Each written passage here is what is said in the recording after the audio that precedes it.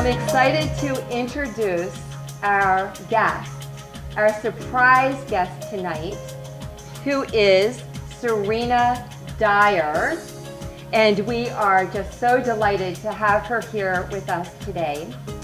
And Serena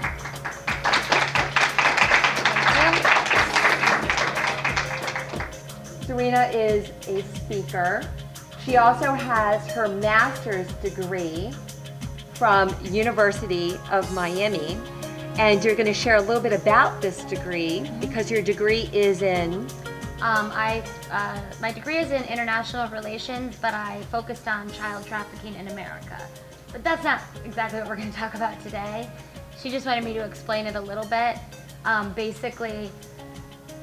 was studying human rights at UM for my master's program, and I came across a statistic from the United Nations Fact Book, which said that there are more people enslaved today than there were at the height of the Atlantic slave trade. And I felt like as a young person that is aware and that considers herself to be knowledgeable on matters of the world, I was shocked by this. So I started to do some more research, and I found that basically what they mean by enslaved is involved in trafficking. So in America, there are 300,000 American children that are trafficked every year. Wow, that's so surprising, right? Because we don't hear a whole lot about that. And when I heard that Serena was interested and committed and did research and even works in that field, it brings to mind a lot of questions, you know, that we all have as being a parent or a sibling or even just a community member, right, in the community of awareness, just being aware that this is going on, but B, the power that each one of us has to influence others, to influence and make a difference. And Serena stepped into her power and saw and desired and wanted something different and wanted to make a change. So today we are going to be talking about the power of influence. And Serena Dyer comes from a very well-known family. Most of you, if not all of you, know her father, Wendi Dyer. And so I want to start by just asking you, in general, what influence means to you. How would you define influence? I don't know how I would define it like in a simple sentence, but I know that we are influenced every day by what we see on TV, by who we speak with, who we hang out with, what our likes and desires are. Those things influence us. The social circle that we're in, that all influences us. But for me, I think it's probably my idea of influence is probably a little bit different than other people my age, because I think that you choose what you allow to influence you, and that it's always a choice. And so, for example, going back to the child trafficking thing, people often ask me, how do you do that kind of work? It must really bring you down. And what I was taught relating to energy and influence is that nothing can bring you down, but you can choose to go down. But other things can actually bring you up. So positive influence can bring us up without us even choosing to be a part of it. Like witnessing a kind act can actually elevate your serotonin levels, for example. So that's a positive influence. Now, if you are in a group of really down, negative people, to say that they bring you down isn't even possible. You're choosing to be like them. So influence for me is it's a gift when it's positive, and it's a choice when it's negative. That is so powerful and so true, and so you're so wise for somebody who is in their mid-20s. Thank you. And so my question would be to you, how has your parents influenced you and influenced the direction for your life? My parents have influenced me in pretty much every aspect of my life. I mean, I think that I'm kind of like different than a lot of my peers. And one of the ways that I'm different is that Wendi and I were actually talking about this the other day, is that I'm kind of free. And what I mean by free is that I'm free from having the burden of feeling like I have to be anything other than who I am. I was never taught that my parents' happiness is contingent upon me living my life according to their rules, or according to their beliefs, or according to their ideals. I was influenced by my parents because my parents just live their life, and they live it for themselves, and that kind of has taught me that that's what I should do. So, for example, my parents really, and I can honestly tell you this, they would not care if I said that I wanted to marry a woman, a man, somebody that was black, somebody that was Asian, somebody that was Jewish, somebody that was Hindu. They wouldn't care if I said I wanted to shave my head and dance under the moon all day if that made me happy. And it's not like they just say that, it's like they model it. Like I know that they live their lives for them, for themselves. And that frees me from feeling like I have to live my life according to what they want.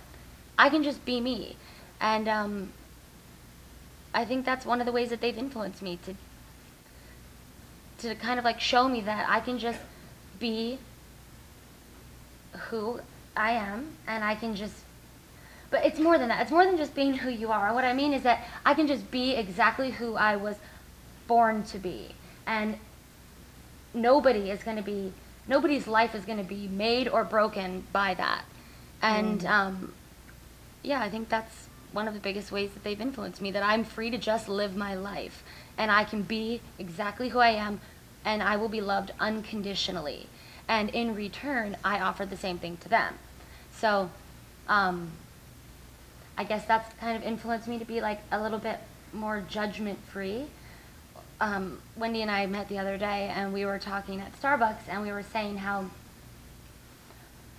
oftentimes as the child, you want your parents to accept you and love you unconditionally, and you want them to just embrace you, everything about you, whatever it is that you want, whatever your goals and dreams are, you want them to just embrace you.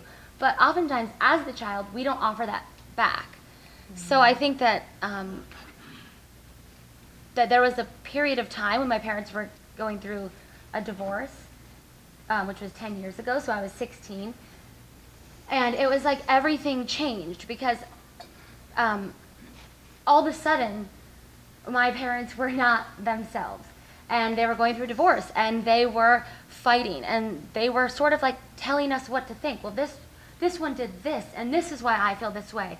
And don't you understand why I can't be with this person anymore? And I'm thinking, why does it matter to me? Like, you always told me that I should be living my life for me. If you guys want to get a divorce, get a divorce. It's up to you. I just want you to be happy. Isn't that what you taught me?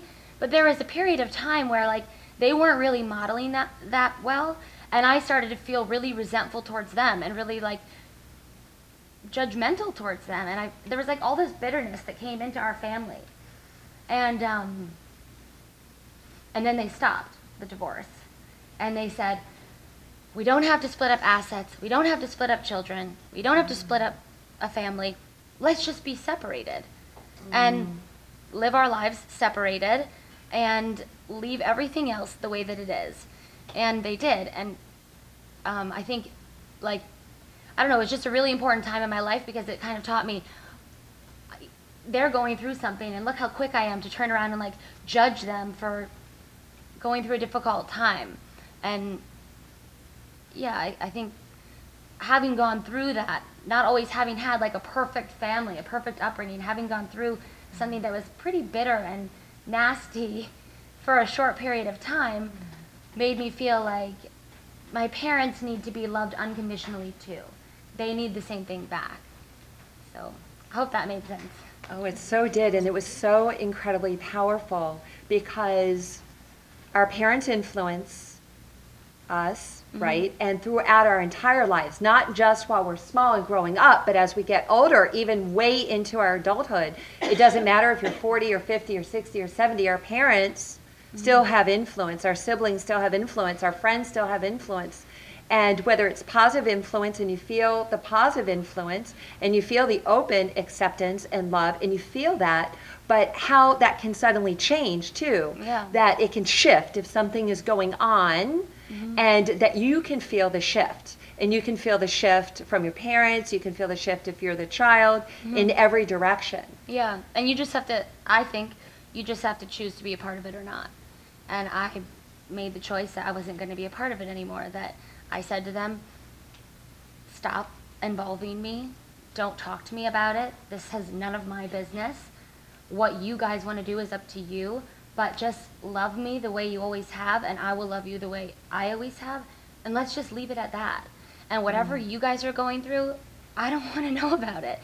And so it changed a lot for us at that time. I realized at that moment that there are those things that happen and you can become somebody that feels bitter or resentful or angry. And at 16, I was feeling those things towards my parents. And then I realized, wait a minute, I don't want to go down that path. I don't want to be a part of that energy. And more than anything, I need to give to them what they've always given to me, which is unconditional love and support and just that, no judgment, just really. And it's like a really hard thing to do at times. But once you make it your mantra, it just sticks. So I love what you said about feeling free, that sense of feeling free to be whatever it was, whatever that you felt in your heart that you wanted to do, and that you felt permission. You actually felt permission that it would be okay. It didn't matter what you did, what direction you took as far as a career, school, or your personal lives, that they just opened it up. And then what's interesting about that, it's kind of when you give somebody permission and you say you're free, then people, they take responsibility and they make responsible choices. It's when we hold them in a box and we tell them, okay, this is what you need to do. You need to go to school. You need to be this kind of person. You need to wear your hair this sort of way. And we try to conform and keep somebody in a box, right, that we just want to break free because we really desire that feeling of being free.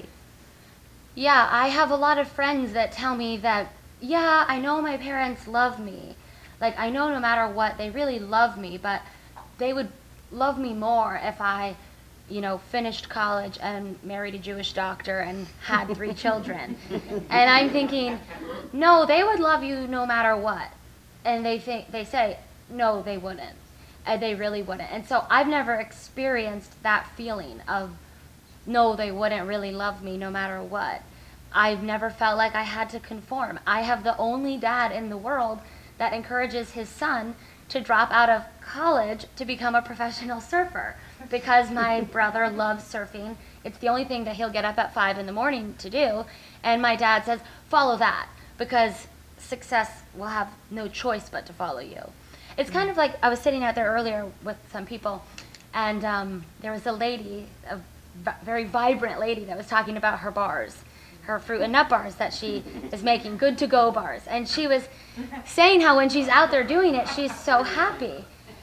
And then there was another lady that sat there, and she said when she's no longer selling those bars herself, she's going to feel, like she's going to miss that. So there was another lady that was sitting there that said, it's kind of like the book, The Minute Millionaire, where you get a hold of an idea and you take it to its conclusion. I was taught the exact opposite. And I almost wanted to say this, but I didn't want to be the young person there trying to tell all these adults what to think. But I was taught the exact opposite.